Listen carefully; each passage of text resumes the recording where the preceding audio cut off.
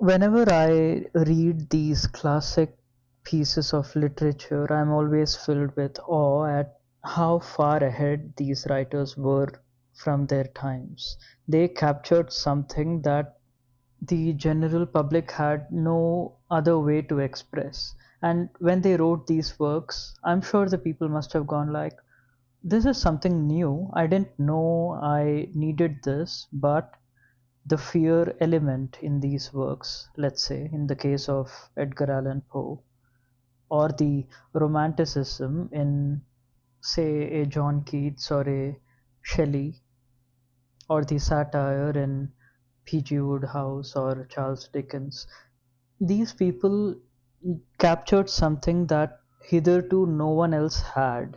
They put into words something that could not be explained anyhow else by anyone else, and they were so good at their job that entire industries, whole movies, and businesses were built on the ideas developed here.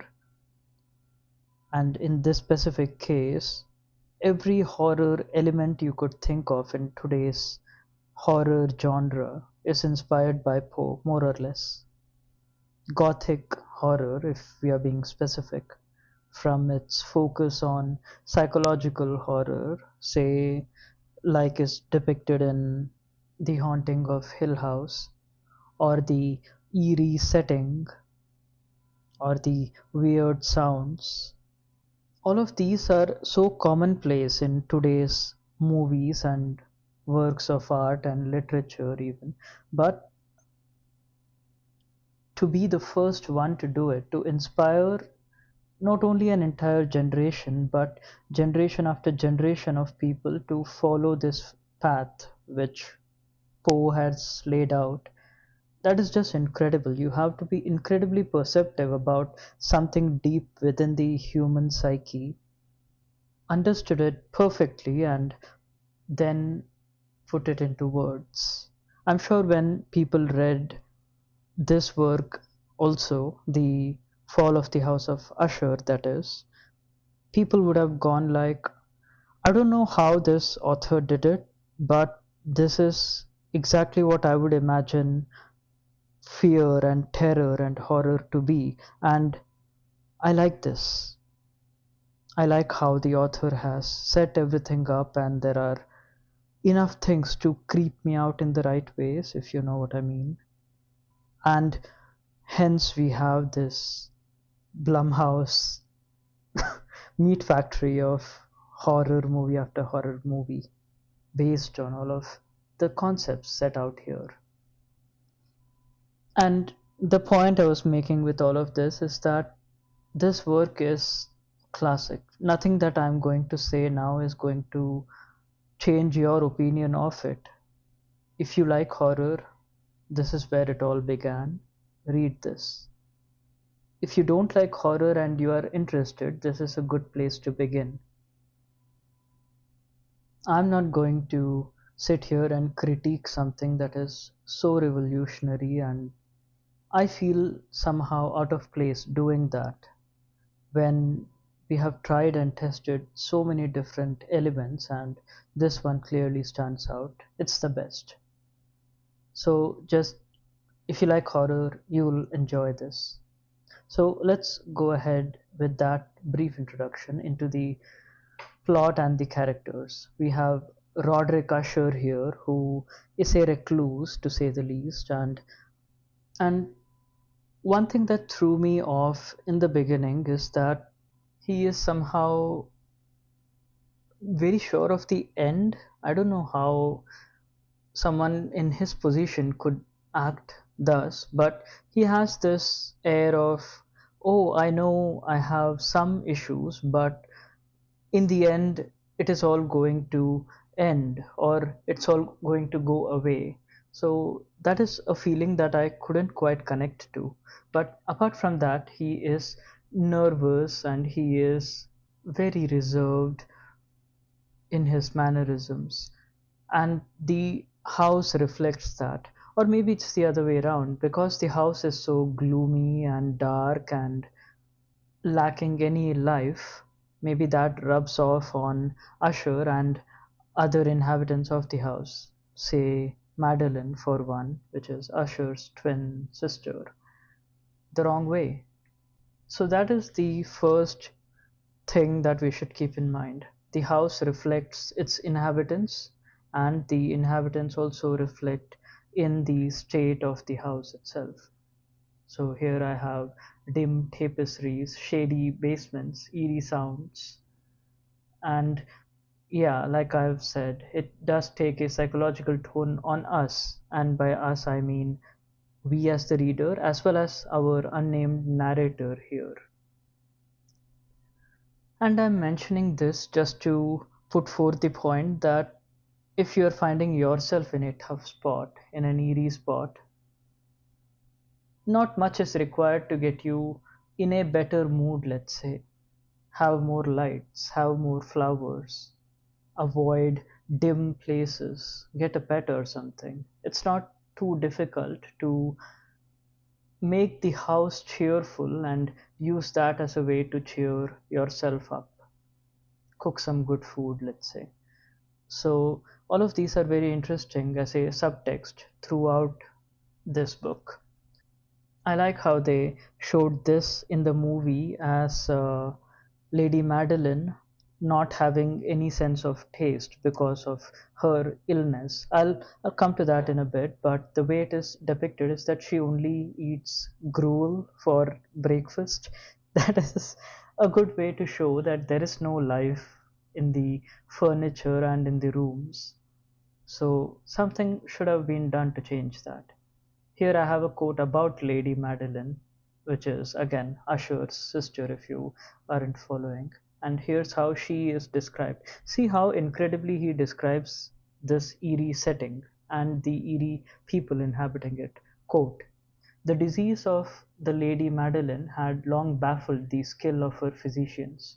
A settled apathy, a gradual wasting away of the person, and frequent although transient affections of a partially cataleptical character were the unusual diagnoses.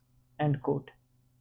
Cataleptical character, which means, from what I could tell, a poor response to stimuli. You don't feel much and you don't respond well to things happening around you. Waxy figure is how some described it. And you can see how effective it is in setting the scene and the mood of the whole place.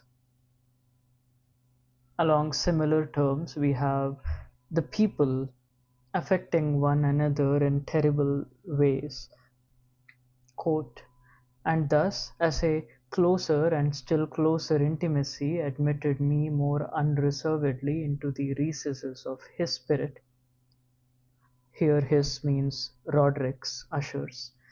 The more bitterly did I perceive the futility of all attempt at cheering a mind from which darkness, as if an inherent positive quality, poured forth upon all objects of the moral and physical universe in one unceasing radiation of gloom. End quote. See how first you blur the lines between what is physical and what is mental, so that separation is removed, and then you say that there is this darkness within that pours upon everything and that makes everything seem gloomy. And it's a very important lesson to again note that if you are in a bad company, and here by company I mean people surrounding you, you need to get out, or else it'll affect you the same way Roderick Usher affected Madeline and our narrator. Again, we all know this. To get out of toxic relationships or gloomy places into something cheerful, a change of setting and location does you more good when dealing with depression or a gloomy mood to cheer you up than anything else would.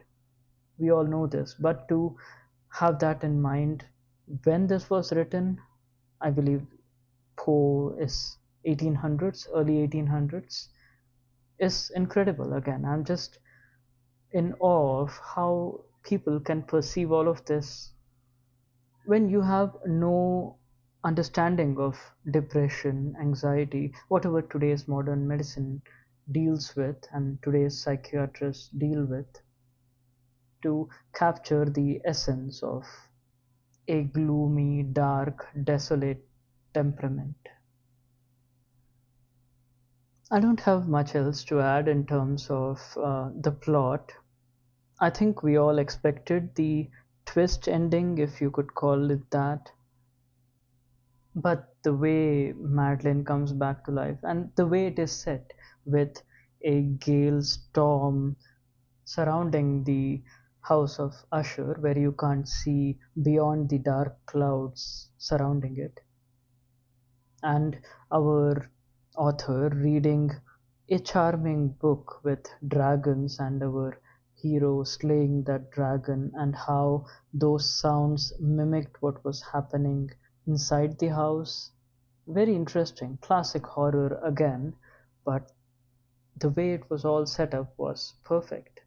And I also like the scene where towards the end the house crumbles upon itself and there is a red moon in the background. Again, very scary, classic horror, but you get the chills when you read that. Very nice. I had one last quote that I wanted to mention. This was a poem within this text itself, and when I was reading it, I was trying to understand why the house of Usher fell, to put it as bluntly. I was trying to find reasons of the decay. One reason could be that they didn't mingle with outside people, or maybe they were, I don't know what the reason could be. If you have better ideas of a reason of why all of this happened, then I would like to hear. But we get a clue here. Quote, "But evil things in robes of sorrow assailed the monarch's high estate. A hideous throng rush out forever and laugh, but smile no more." End quote. You see, there is a hideous throng, which is, I'm guessing, a bunch of people, and they are laughing, but they are not laughing out of joy. They aren't happy, they are hysterical. So there is something that is inherently evil within us that showed its face here, and in Roderick Usher and in Madeline, that caused them to internalize that fear and perceive it as true, and then again one thing follows after another and the whole thing crumbles, is how I interpreted it. Maybe I'm wrong, I'm not sure. But I liked all of the different ways in which this was expressed. And the way to avoid it would be, again, the lessons that we took away from here. Get yourself out of toxic people, toxic settings. Do some simple changes in your routine. Go for a walk. Appreciate nature and the beauty around you. Simple things, and you will be taking the right step towards moving away from gloom and depression. Well, that should do it for my review of The Fall of the House of Usher by Edgar Allan Poe. Like I said in the beginning, if you like horror, you will like this. Do give it a try. Thank you for listening. Bye.